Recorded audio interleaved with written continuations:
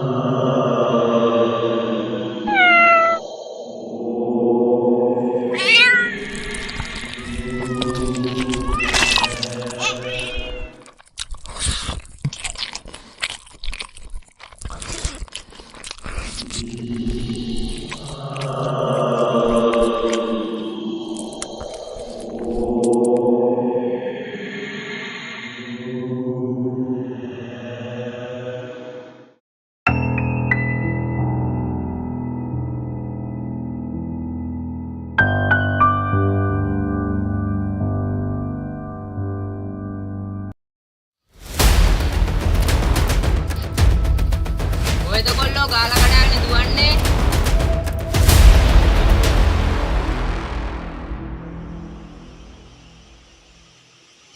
කවුද කෑ ගහන්නේ? එකත් එක්කටම අරුන් දෙන්න 12 ඉනේ ගේ ළඟට යන්න ඇති. ඒකිට ලේසුවඳ දැනෙනවා බලව. ආහා ඔය කතාව ඇති තාත්තේ දැන් මම තාත්තට හැමදාම කියලා තියනව නේද පොඩි ළමයි ඉස්සරහා ඔය වගේ කතා කියන්න එපා කියලා. ඒවා කාමරේට ගිහින් වැඩක් බලා ගන්න. මට අද වාගේ මතකයි මේ සිද්ධිය දයාවතියෝ. මම ඒ කාලේ ඉලන්දාරියා.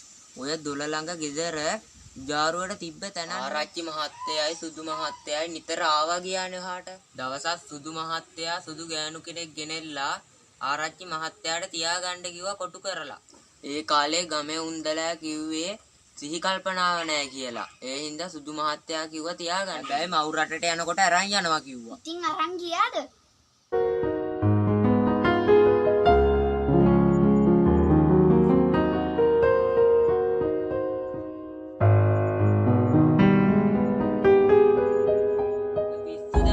ආරච්චි මහත්තයා ඒ ගෑණිව ගෙදර තියාගත්තේ නෑ. ලොකු මෑණිගේ කැමති නැති හින්දා. අදනම් හරි මහන්සි. ඉර කරලා තිබ්බ දොළ ළඟ ගෙදර ඉබියතුරු දාලා කෑම බීම දෙන්න විතරයි වැඩකාරයෙක් යවුවේ. තාත්තගේ පරණ කතාව නේද? උඹ හිටියට මේ ළමයාට ওই කතාව දොඩලා නෑනේ. සුදු මහත්තයාට මව් රටට එන්න කියලා සංදේශයක් ආවා රජිනගේ. මහතැනට සියස්තාව අරගෙන යන්න බැරි වුණා. සියස්තාව කියලා තමයි ඒ සුදු ගෑණිට කිව්වේ. මැදින් පනින්න නැතුව කතාව අහගන්නවකෝ. සුදු මහත්තයා මව් රටට ගියා කියලා සියස්තාවට දැන්නුවා. සියස්තාව හරි වෛරයෙන් හිටියේ.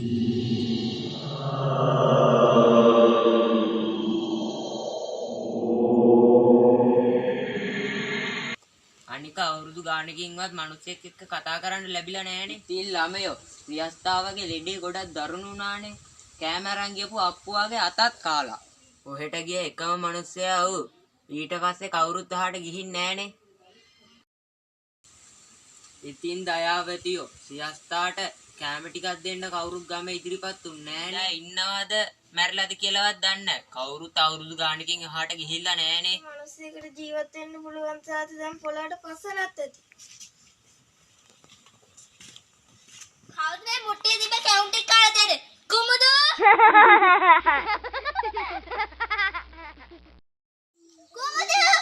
කුමුදු! අම්මා කොට්ටක් අරන් එනවා. කැවුම් ඔක්කොම කෑව කියලා දැනගෙන දන්නේ.